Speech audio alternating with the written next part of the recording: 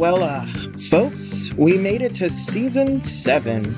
Welcome to the Vulnerability Time podcast. I am your host, Josias Abriel, and published author. Speaking of published author, before the episode starts, make sure to go check out my books. They're available on Amazon, and the link is in the episode description below. Go ahead, get you some healing. One's a poetry book about overcoming pain and trauma and stuff like that, and then the other one's a self-awareness interactive journal notebook. So get you some healing. You're worth it. Another thing that you're worth all the love in the world. You're worth all the healing in the world, and I'm glad that you're here with us today to heal together. You are loved, you are valuable. This is your sign. Alrighty, enjoy the episode. Bye, folks. Hello, everyone. Welcome back to another episode of Vulnerability Time. I am your host and published author, Josias Abriel. With us today, we have Dr. Kristen.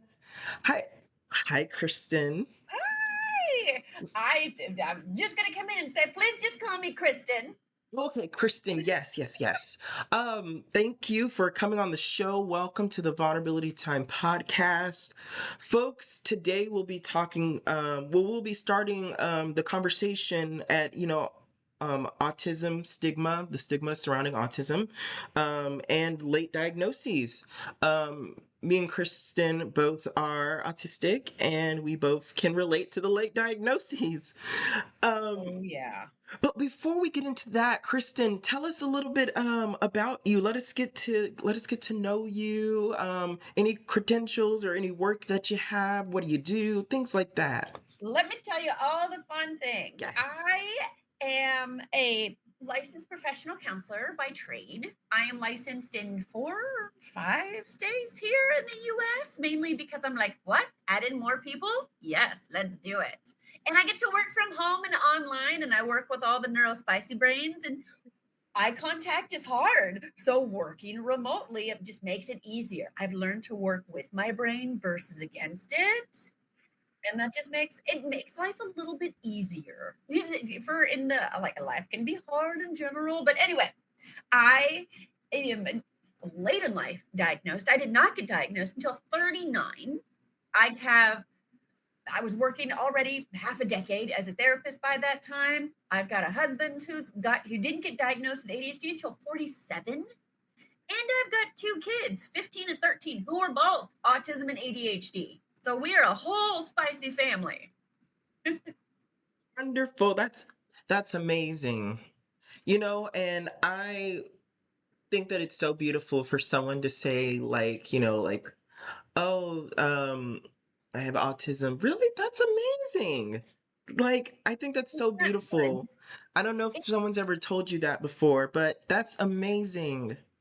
Thank you. I don't know that I have heard that as much Yeah. as oh, you're autistic, and just kind of that catch in their voice with oh, and I'm like, yeah, I am. Isn't that cool? Yeah, And it's right? kind of just coming in and changing how we talk about it into Yeah. I totally see this as more of a superpower than a detriment. But Exactly. it's as with all superpowers, it's not always easy to deal with. Right. But I think once you figure out how to maneuver and how to work with your brain, Hmm. it helps take away that shame of Hmm. I'm doing something wrong, because in Yeah. reality, it's not wrong at all. Yeah. Exactly. And you said it fabulously. I was gonna mention, I was like, 'cause we are some really unique and cool people, aren't Oh, we? we are. Yeah. Oh, we are. Yes, we totally are. Um, so I guess we can start there.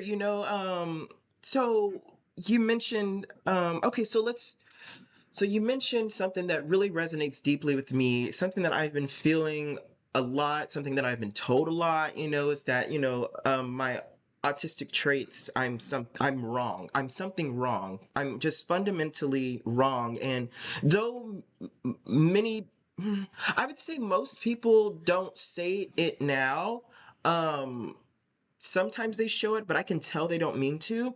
But Mm-hmm. I also just feel it. I just feel it. And so can you take us through the journey, or just tell us, your experience of autism stigma, or just any like things Yeah. that you have to like say about it or things like that. Take us through it, the Oh my journey. gosh. Yeah, that statement of just that fundamentally wrong. Yeah. Holy mackerel. I was raised in a military family. My dad was in the Air Force, and we moved every 3 to 4 years. And for military kids, military families, a lot of the autism and ADHD diagnoses get missed, Yeah. autism in Yeah. particular, and it's getting better. But it's because you move place to place. And so it's the mask can stay on long enough. And if that mask starts slipping, that's when people start noticing. But oh, look, then we move to a new duty station, then we move to a new state, a new school.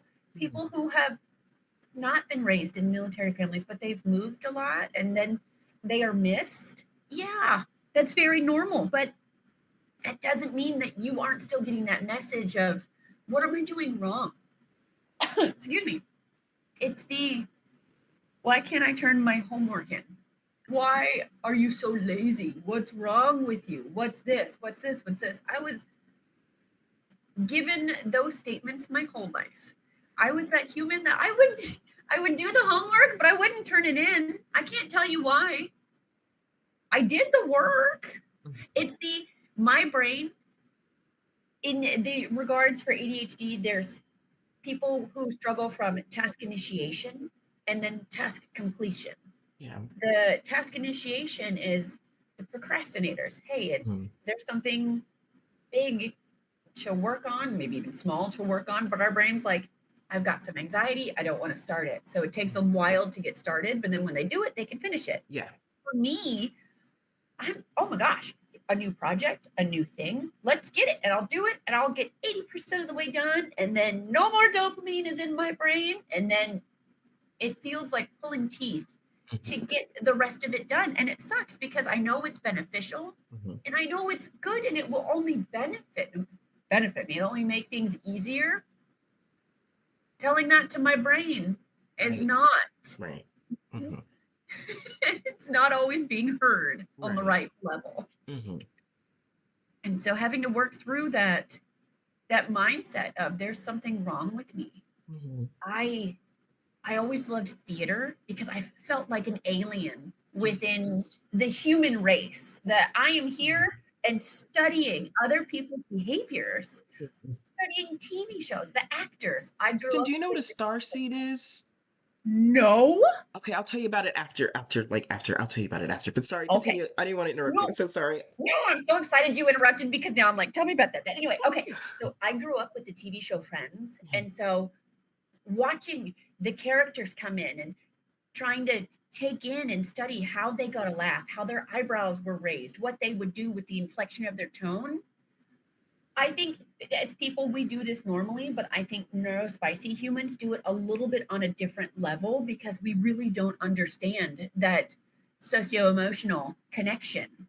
And so we are trying so desperately hard. And so we mimic, we copy, we learn, and we mask, which is why theater is fun because we're always, for me, I was already feeling like I'm playing a character. Why not do it on stage? Right. Okay, so now tell me what you said.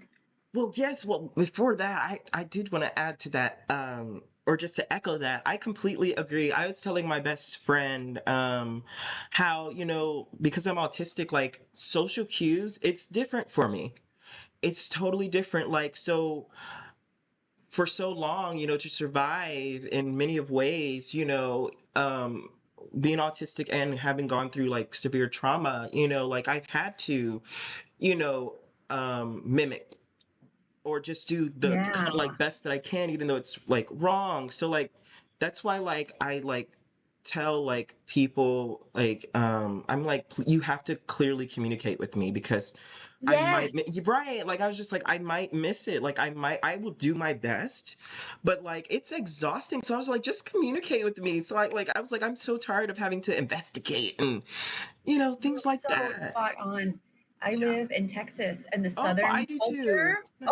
Okay. So the Southern culture is it's perceived as rude to be direct. Right. And so it's, well, we're not going to be direct. We're going to have these underlying assumptions. And my brain is much like your brain is. I'm going to miss these things. Yeah. Please just tell me. Yeah. I'm not taking it as rude. I'm not taking it as anything. I need straightforward. Yeah. And Exactly. it's learning that I can say this and I can advocate for this. And it's not Yeah. wrong. Right. We're not doing things wrong. We are actually doing things that are helping us to help others Yeah. work with us. Yes. Yes. Exactly. And another thingy that so I feel like this is something that's going to be hard for me to say, but it is vulnerability time. Yeah. So right now, my biggest like struggle with, and I recognize for me, I finally recognize it's like me being autistic as literally a superpower. But like you said, like, every superpower sometimes comes with, it's things that make it, difficult sometimes, and I do mean, at least for me, I do mean sometimes, because I mean, there's a lot of times where I'm so like, I love me, like I love that I'm autistic and all. And then there's those times where I struggle with that. For Yeah. example, like, I'm starting to beat myself up more, and I'm not a fan of beating myself up. I advocate for people to not beat themselves up. Like, that is something that I've been like preaching for years, is, do not beat yourself up. Like, do not. I was like, what shame does to the brain, it's not healthy, things like that. Mm-hmm. But talking too much, I talk too much, and I, like, even with my best friend, like, I have to set a timer to be on the phone with him for 5 minutes, because I'll go over five, and 5 minutes can turn into 40 minutes. And I feel so bad. And he's been like really patient with me, but like, I can kind of tell that, the patience is thinning a little bit, and I just, sometimes I just wish that like I could just stop talking so much. But sometimes it's just like when I really trust the person, or I really care about them, and I just enjoy their company, like, I will talk, and it's just like, I'm really, God, this is the journey that I'm at now. It's like I'm really starting to hate parts of myself for that. And I Mm. know that that's not fair to me, and I know that's not good long term. Um, but I mean, I've had people that have told me, and they were right to tell me, I asked for clear boundaries. The problem is sometimes they tell me way too late, until like after the fact. But for example, someone told me that they felt claustrophobic, and I've asked them, you know, it's because like I call, and we stay on the phone, and I can just talk. You know what I Mm-hmm. mean? And I would ask multiple times, like, hey, am I talking too much? Please let me know, set the boundary. And they're like, no, you're fine. Year later, they tell me the whole time I felt claustrophobic, and I was like, oh my gosh, I'm so sorry. Okay, let me pause you in this vulnerable Yes. moment because I am connecting with this so much. And Yeah. let me tell you what I have learned. What Yes. I have learned and what I have had to implement. I have Mm. had to own that I can be a chatty person, Mm. especially if it's something that I am super into, Yeah. or if it's with a friend who I love and trust and just want to get absorbed into them and vice versa. It is not for me Mm. to put boundaries on them. It is for them to say, I've got 5 minutes. I love you. I got to go. And then for me, my brain says, okay, I love you too. Have a great day. It is for the friends to say, like, hey, you are chatting and I love it, but I got to go because my brain will keep going. Yeah. But it's on them. It's not on you. It's not on me. That's right. And if you have said things a few different times in that moment of, hey, am I talking too much? And they're like, no, you're good. You get to trust them to say you're good. Right. But let me tell you how our brains come in and ruminate on the negatives. Mm-hmm. And then it's like we chew on it and chew on it. And then it's just that hamster wheel that's going. Yeah. And my phrase that I have been working on saying over and over and over is shame is a story, not a fact. Mm. Ooh. Oh my Mm-hmm. gosh. Mm-hmm. Shame is a story, not a fact. I'm writing that down. 1 second. Thank you very much. It is a Fact. story, it's not a fact. And so Wow. you can come in, and when you are just beating yourself up, because I've done this and Yeah. I'm a therapist. I've been a therapist for a solid decade. I still catch myself with this. And I have to be, the story my brain is telling me is that I am too much, that I am doing too much, that I am not enough. Yes. Yes. Mm-hmm. And just the I'm very much like you. I don't like to beat myself up. It's not kind. Right. I try to practice kindness wherever I can, but as a human, Mm. we're fallible. I still catch myself beating myself up. Not as much, but it still happens. And Yeah. so coming in and, you know what? My brain's telling me that I'm not enough, but that's just a story. That's not a fact. I love that. I love that you said that. Mhm. Yeah, exactly. And that's one of my biggest insecurities and one of my biggest internal securities.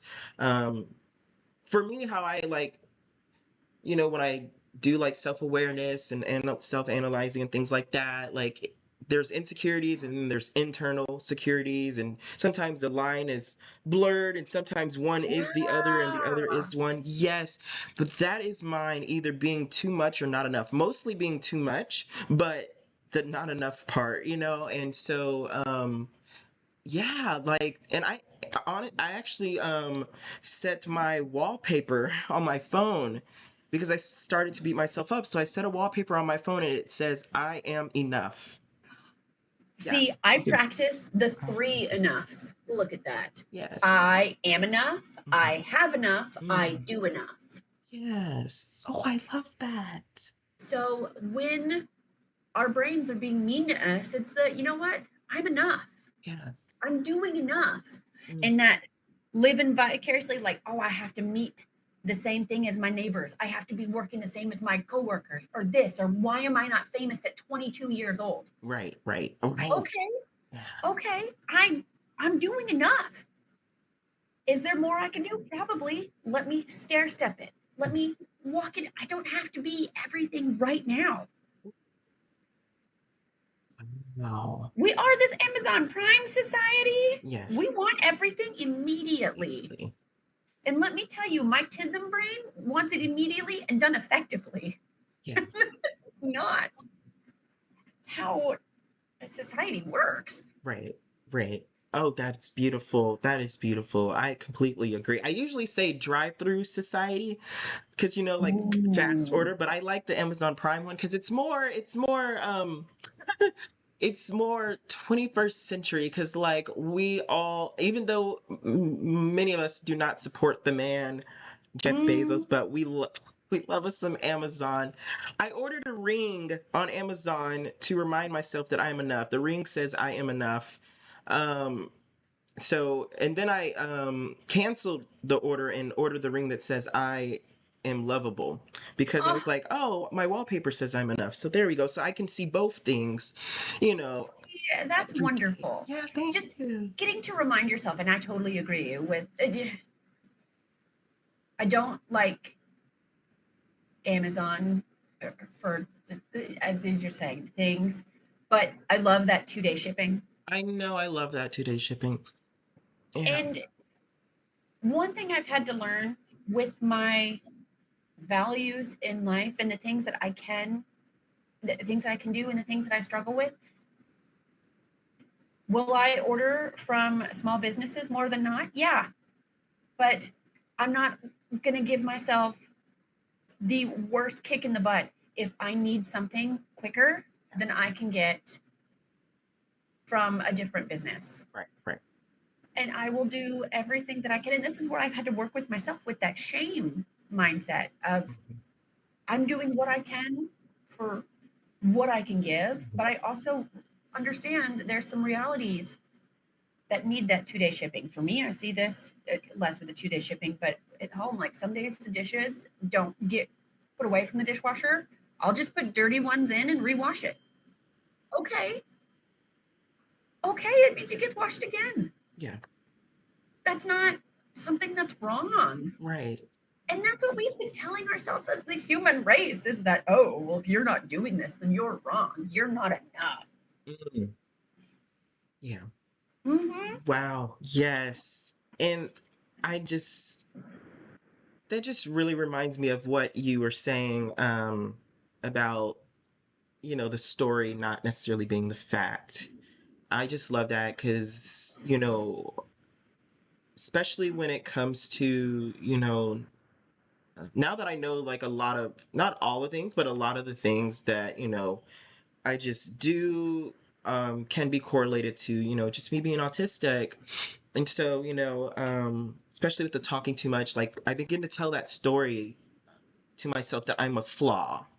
Ah, Yeah, that I'm being a flaw, and um and I learned from another podcast guest the other day how, like, you know sometimes our self-love or whatever goes in waves. Sometimes, like, it mm, comes ups and downs, and because I was just like, I cannot, like I was just like, I thought that I was already done with that journey, and then I got humbled and reminded that, it's not necessarily a straight line, healing, growth, and all that good stuff. Like, oh, it's not linear. it's not Not at linear. all. Exactly. And so I'm in that season in my journey now where I'm having to, reutilize the tools of, just loving myself again, like getting me Yeah. to the point to love myself again. But I'm proud of me that I caught it now.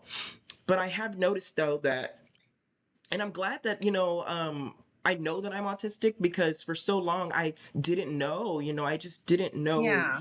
where a lot of me was coming from. I knew where like a good chunk of me was coming from, but there were some areas that I still, didn't know. I'm still learning, and so I I want to continue to and I feel like me knowing that I'm autistic has, in moments like this, where I'm like low, kind of going lower in the self Mm-hmm. love area, um, I'm able to catch it early and be more motivated, because I really have that in my mind. I'm like, you're autistic and you are still lovable. Like, you're not you're not inherently fundamentally wrong. I know you feel that way, but you're not that. You're not that. And I treat myself how I would like like an inner child, like a That's child. exactly. I was just gonna say I have to Yeah. work on talking to myself. Like if my best friend came up to me and said something as mean Hmm. as I would say to myself, or a tiny human, Yeah. and then it's like, no, Right. I'm not gonna talk to them like that. And if I Exactly. did, I need a swift kick in the pants because Yeah. that's not kind. For me, my the one of the vulnerable moments is I have a hard time with the cognitive flexibility. I have a hard time being flexible with this is how I think things are supposed to go. And if something changes, I have a really hard time with that. If it changes, not by my doing. Yeah. If my husband comes in and he has an ADHD brain versus if I think of stepping forward, I step forward foot first with autism. I follow up with ADHD. He very much takes a giant leap forward with ADHD. So we are chaos versus meeting structure. Yeah. And so his brain will, let's on the spur of the moment, go do this. And my brain says, panic. We can't do that. I haven't prepped. I haven't done this or this or this or this. And Mm-hmm. then it's that whole feeling like I'm not enough. Wow, I am not flexible enough to go do something with my husband. And it's having to walk through that and say, I do have a harder time, but that doesn't mean that I can't do this. It's maybe this flexibility and spontaneity needs to come in within a 20-minute interlude. Yeah. It might just not be in this immediate moment, but I had to learn to advocate for myself and say that out loud. Yeah. Right. Right. And something that I have a question. So I've been seeing a lot lately, and by lately I mean like the past couple years. I see when I would read up about autism, I would see ADHD/autism. Mm, So my question is, I mean, you know more about this than I do, so in the future, and based off the research that I have done, I haven't done like tons of research, but based off the research that I have done, I know autism can be like on a spectrum, Hmm? and so I was wondering, do you think that like in the future, maybe the next couple decades, that ADHD will be um, grouped in with being on the spectrum? I love that you asked this question because I actually was talking with another podcaster, this beautiful human who's autistic herself, and Oh, she said the same thing. She's like, I do believe in the future they're going to be linked in together because right now they are within the same gradient as neurodiversity hmm or neurodivergent. They are one and the same. And it just, if I think of it in the line of ADHD versus autism, ADHD is the hunter gatherer ages. They were the hunters, the ones who could go out and go for days to go without eating, time blindness, doing all these things, and just go to get the big animals to come back and feed the village. And the gatherers, the autism brains, let's gather the harvest. Let's go collect this. Let's find these berries. Let's do this. And we can do things that are repetitive, that are monotonous. And they're both very good for the community and for that tribe. And then the ADHD autism brains are the ones who maybe could go do both. For Yeah. me, my brain is both an ADHD and an autism brain. I can do a whole bunch of creative things and hyperfixate all at once, but then I will set up an Excel spreadsheet with 17 tabs. Yeah. Like, I love the organization that comes in with it, but the ADHD makes it feel chaotic. It feels like I have 100 different sticky notes in my brain that all have something interesting to say on them. Yeah. And I can't just focus on one, I keep looking at different ones. Yeah. The difference is Mm. with ADHD, there's medication that can help kind of help your brain to slow down because I really feel like we are on a 1.75 speed. Yeah. And so I've being diagnosed with that was almost more impactful than being diagnosed with autism because I was able to go get something that helps my brain slow down, which then helps me to focus on a lot of things and get tasks done that I had been struggling with for years. Yeah. With autism, there's not a pill for that. Right. Mm-mm. Right. We are just autistic. Yeah. But it's so really, really cool in that therapy. There's research now that there's not just medication for ADHD. Talk therapy is really important. Learning how to work through things like executive functioning things and time management and just different areas where ADHD comes and really shows up. And then with autism, there's a whole bunch of learning as well. And just learning how to advocate, learning how to use your words, how to not dim your light to make sure others shine, to know that you can shine just as brightly. I've had to learn that I'm allowed to shine as bright as others around me.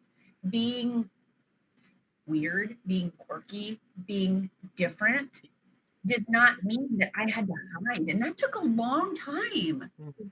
I didn't want to be perceived, at least not as authentically myself. I wanted to be seen with the mask that I wore. Yeah. Mm. So you said a long time. Do you remember like what age that you were able to finally like just learn it, you know? Not until my mid 30s. I have one of Okay. my best friends. He's a therapist, and we were talking on the phone one day, and he said, I'm pretty certain you're autistic. And I was like, no, my kid's autistic. I'm not like that. Mm. I don't struggle with eye contact. I don't do this or this or this. And then he sent me, I think, a YouTube video that shows how women experience autism differently. And that hit me like a truck. And I was saddled with shame, Yeah. unfortunately, for a few weeks until I worked through it. And then I started doing more research. I started finding Reddit threads and YouTube videos and different on Instagram and now on TikTok. And I was able to learn that there's a community of other aliens out there Of course. that, yeah, we just got to connect, and it helped me. Even so, it was probably 5 years from learning that I was probably autistic until getting officially diagnosed, because getting diagnosed in America is expensive and not everybody has the money for it. So I was on a very much just a learning about myself phase. And so even being undiagnosed, but knowing my brain was working differently, that was when I was able to give myself grace and compassion. Yes, that's beautiful. Thank you for sharing that, Kristen. I have a question. Are there any, I don't want to say direct correlations because I'm sure it could be other correlating factors, but I don't know how to ask this question. I'm just going to ask the best that I can. We'll go from there. So, is there any, does autism, does certain, autism being on the spectrum, does autism correlate to increased suicide rates and suicide attempts? Ooh, oh, that's a Because I do solid know, like, question. autism, from what I was reading about it, is that it's very common for us to, one, be very intelligent, but two, struggle with depression. And I'm not saying depression's the only cause for suicide. I'm not saying everyone who's depressed, folks. I'm not saying that everyone who's depressed attempts suicide. In fact, that's not actually accurate. But um, but for me, I suffer from depression as well, and I know that, like, suicidal thoughts is something that I've struggled with since I could remember. Oh Um, my gosh, that before I forget, let me jump into yeah. this. I love where you're coming from. I cannot tell you the statistics on it. I can tell you from learned experience and then from working in the therapy field that people who are late diagnosed autistic are raised with that, and late diagnosed ADHD, autism, neurodivergent in general, raised with the what's wrong with you mentality. Yeah. And so having that shame narrative of there's something wrong with me, that is absolutely going to build into higher levels of depression, anxiety, panic attacks. Oh, the panic attacks I started getting at 11 and lived with most of my life. I still take medication to work through the anxiety because my brain goes from zero to the clouds really quickly. Yep, got mine right there. Got my medicine right And there.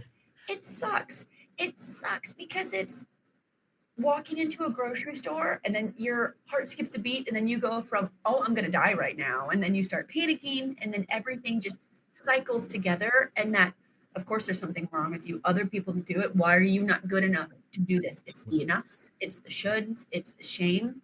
And so I don't know if there is that directness from being autistic and high levels of suicidality, but I will say there's a high level of suicidality with shame. And shame is absolutely seen within the neurodivergent community because, I mean, I think in the 1980s, I think it was 1988, the movie Rain Man came out, and that was the first idea of what autism looked like. And so that's what Hollywood has shown us as. The Big Bang Theory never said Sheldon Cooper was autistic. It was, I'm not crazy. He was just an ass. There is other TV shows where it was never told that they were autistic. There was just something wrong with them. Or then if they're autistic, they're just a savant. And I mean, yeah, I'm smart, but I am not good at cutting cards. I'm not good at math. I can tell you a lot about cats. Yeah. Yeah. But it's just, it's that shame. And I wrote a book that will be published eventually about females with autism. And I went through all these hundreds of journals. And I learned that we are so much more able to get diagnosed with anxiety and depression than autism. It's covering up that way that it's showing up and manifesting versus learning how your brain is. Yeah. And so dealing with the suicidal thoughts, one, you are correct. Everyone with who suffers with depression may not have suicidal thoughts, but I will tell you, I don't know a single human that has not had some semblance of, oh, I wish life was easier, or that if I woke up not feeling this way.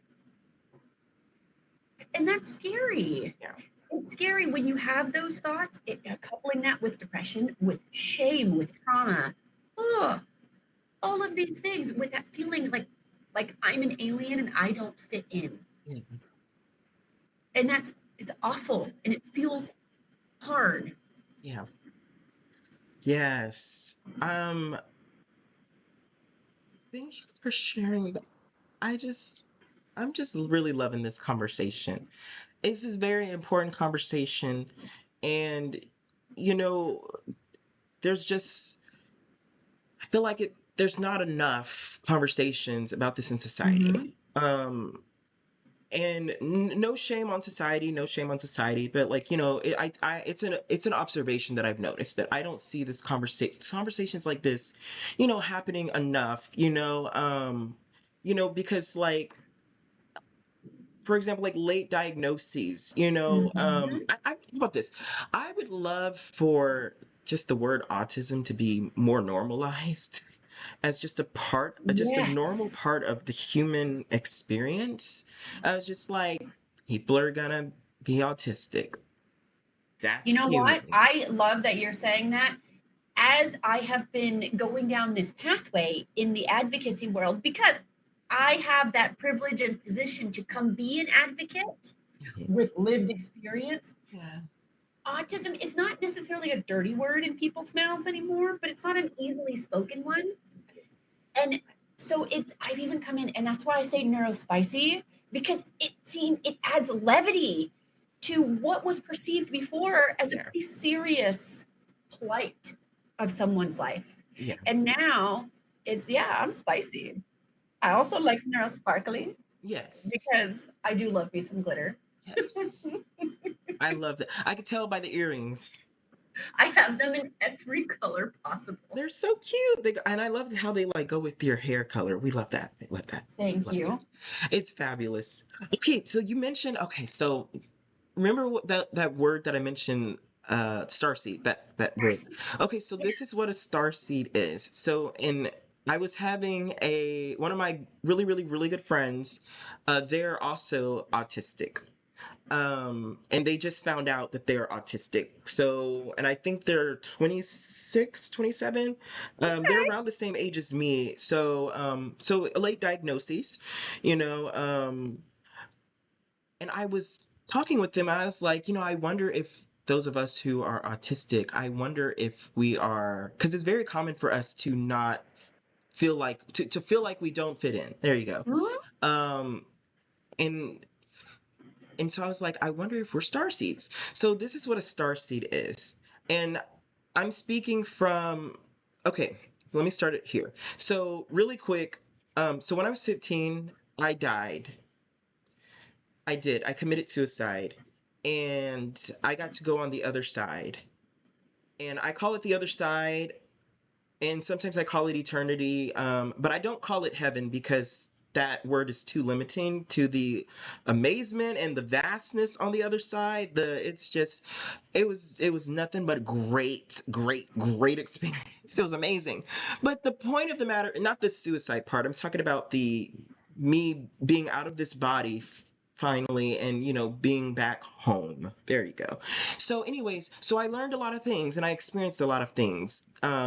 Folks, if you want to hear more about my near death experience, go to episode 130. I released it a couple days ago, folks. So go check that out and it'll make more sense. But so what I learned is, a starseed is a being who is incarnated on this planet from somewhere else, from like another planet. Oh, I got to write this down. Yes, look up what star seeds are. I found out being on the other side that I'm a star seed. I'm not from Earth. I'm from more higher dimensions. Oh And my gosh. yeah, and that me, choosing to come to Earth, because coming to Earth is a choice. Um, I volunteered to help, Oh, and that's such a fun way to think of it. yeah. I volunteered for this mission. I volunteered for Mhm. this life.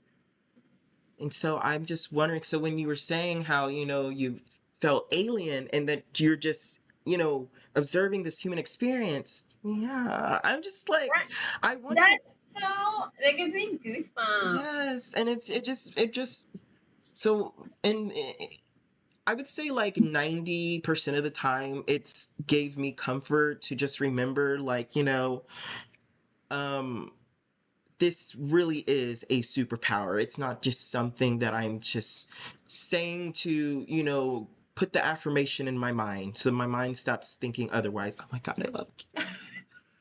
Y'all can't see it, but there's a cat right now.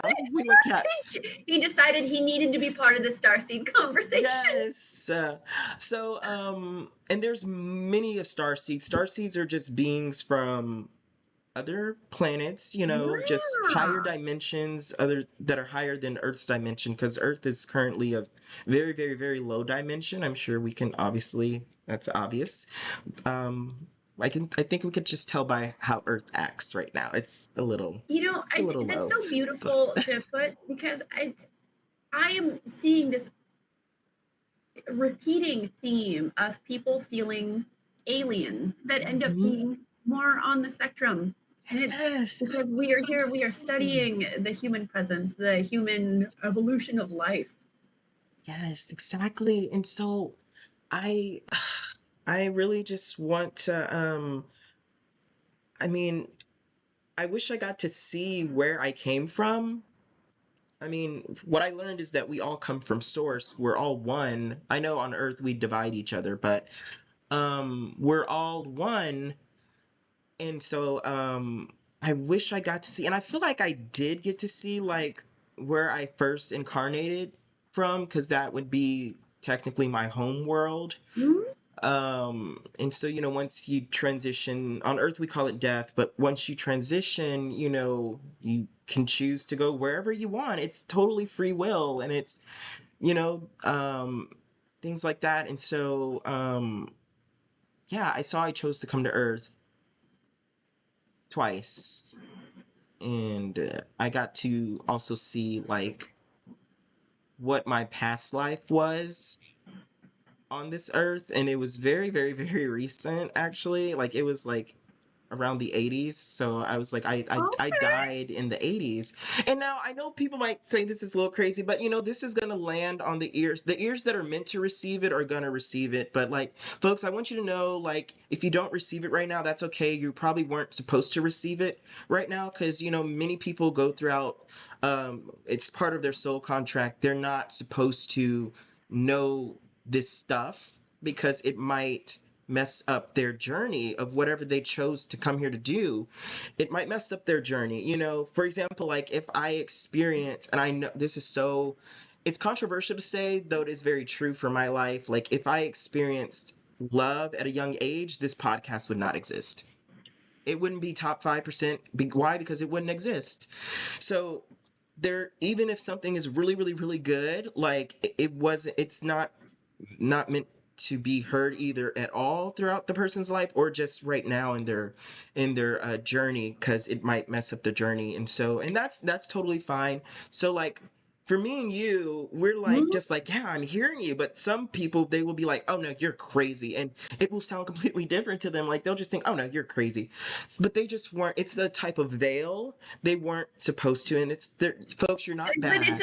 and that's the thing, that's okay. Yeah, exactly. It's Like it's okay. okay. It's okay, folks. Like it's okay if It's okay for you to get us. It's okay for you to not get. And I think yeah. that's the same thing. And I can connect this back to spicy brains and people put us in boxes that they feel Mhm. comfortable with. Yes. It's not my job to stay in that box. Mm-mm. With the idea of a superpower and just what you said earlier with Mhm. just talking and being chatty, look at the amazing connection you have been able to do just by talking. Look at all of the people that get to feel understood and seen because you have the ability to talk. Oh, And so our superpowers, we're utilizing it, but it still doesn't mean that it doesn't come in and make us feel like we're doing something right, wrong in other areas of life. right. It may not fit in every area, Hmm.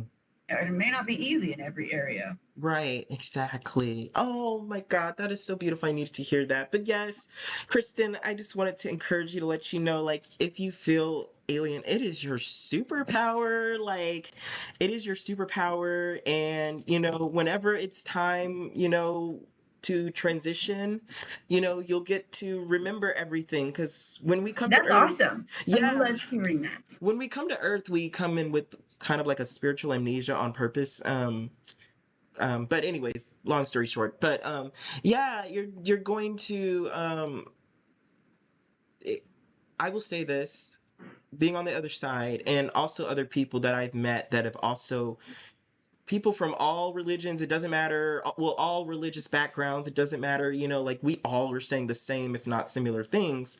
Um, we all said that we felt home. So, and when I was on the other side, time here is not time there. Time is such limiting and such an illusion, and it goes by so quick on this earth. Very anxiety provoking, I realized. But anyways, Mhm. yeah. But I remember no longer feeling alien, and on this earth, I've learned to kind of like love that feeling alien. However, like I didn't until years after I had my near death experience. So Yeah. for years of feeling alien and feeling like something was wrong with me, I was home. I was home and I never felt alien again, and I was just so accepted. I was fully seen, fully accepted.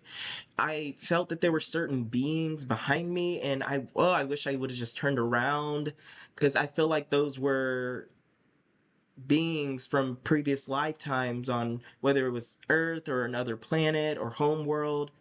But it was just all love, and I just want you to know, like, yeah, like I just really am starting, because I'm not the first person that said it, actually, that autistic people, there was someone that actually said it, and they got a more like in-depth and longer experience on the other side, but they were said people who are autistic are star seeds.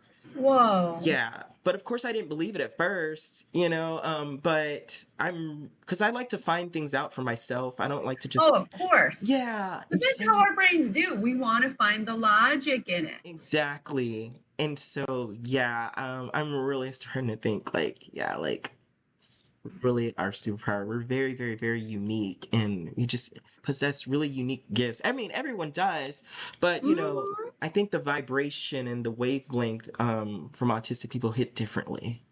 Oh my gosh, you were spot on. But I think exactly what you said, that everybody has Hmm. this power to move and this Yeah. power to do and amazing things. People who have experienced trauma, people who have experienced nothing but joy, Yeah. sadness. Like there's so many different facets that make us Mhm. human Yeah. and that can bring in that empathy and that learning and that this new generation of humans are coming up with the idea that we can choose kindness, Hmm. we can choose inclusivity, Yeah. and it's amazing. And it feels good. It Yes. feels good to help others. It feels good. A girl complimented me on my cat pants today, and it made my day. And I'm like, Yes. it cost them nothing but a few seconds to say something nice. And that is the same for me. I love giving compliments because all it costs is time. Exactly. Exactly. And it could make someone's day, it could save someone's It, life. absolutely. Hmm. There's power Yeah. in it. Yeah. Exactly. Exactly. So, Words are powerful in how we choose to speak to ourselves it's also powerful. and Yeah. and choosing kindness over shame, not always easy to do. But Right. our brain is a muscle, just like every muscle. We got to work it out. The more we work it out, the stronger it gets. It's easier for me to be nicer to myself because I've been actively practicing it for a Right. very long time. But Right. it was not always easy. Right. And remembering that. And so for those who are hearing us, I'm like, oh, well, they sound so positive and so good and so great. Well, it takes work. It took work. Yeah. And not every day is easy. Right. Hmm. And I have had many times where I sat in my closet and cried because life was Yeah. too much. Yes, exactly, exactly. Oh my God, yes. Oh, this was just amazing. Kristen, before we wrap up, I always like to do a little challenge for the audience. I like to say, to tell one or two people to either text, call, FaceTime, tell someone face to face. Folks, you know the challenge, but do it to one to two people, and yourself can be included, because yes, everyone is extremely important. You are just as extremely important. So tell someone today that they are worthy and that they are lovable. Oh, I love that. Yes, folks, See, and because I know social anxiety is a real thing, so that's why I say 1 to 2, 1 to 2, and even if We that can person, text it. We yeah, can do that. Mm-hmm. exactly. Kristen, you are so worthy, and you are literally so lovable, and I'm so grateful and proud of you for incarnating on this earth to help us because it's not easy being here. So thank you for being courageous enough to come here with your superpower and Oh to my just be gosh, that you. makes me feel Yeah, so good. I truly mean it. I I'm truly, so grateful for you having this podcast and having this reach and this ability to be vulnerable. yeah, It's not easy. it's It's fine. really hard. Yeah. Exactly. Like you were saying earlier about like the self-love thing, like it came with like practice because it was not easy at first and it's easier now, but like of course it will have its moments. It's Yeah. being brave enough to suck at something new. Yeah. Oh, I love that. Mm-hmm. I Mm-hmm. yes, yes. See, I had my pen on standby because I've been writing down a lot of what you've been saying. I love it. Um, okay, everyone. Kristen, if there's any websites or work that you have, um, do you have any websites, socials, or anything that you want people to check you out? I can put it in the episode description below. Yeah, if you put in the episode description, I will send you my link tree. I am on a lot of the socials. You find me as Dr. Kristen on Instagram and TikTok and YouTube. I'm trying to get better about Mm, posting. I'm older millennial, so I'm not great at them, but I love putting videos up there. It's all about self-love and normalizing autism and ADHD and being spicy. yeah. And cats are in them more often than not because they never leave me alone. Right, right. What's your Instagram, Kristen? Because I just made an Instagram like 4 days ago. Ooh, Um, I s- love so it. let me follow Let you. me find it and not lie to you. Right. 1 second, folks. This has to be done. It is Dr. Kristen LPC. DrKristen LPC. Uh-oh, I put LPX. Why did I do that? Okay. Uh, Mental, okay, doctor of behavioral health, professional counselor. That's the bio. That's Okay, me. fabulous. Okay, I just followed you. Follow me Yay! back. Oh my God, I'm so excited. Okay, yes, I shot you a follow. Follow me back whenever you get a chance. And Oh, I'm doing it now. oh, fabulous. Yes, folks. So, link is in the episode description below. Check out Kristen. We love to support over here. And with that being said, this has been another episode of Vulnerability Time. I am your host and published author, Josiah Abriel, and thank you, Kristen, again for Thank you so just your light. much. Yes. Okay. Bye, everyone.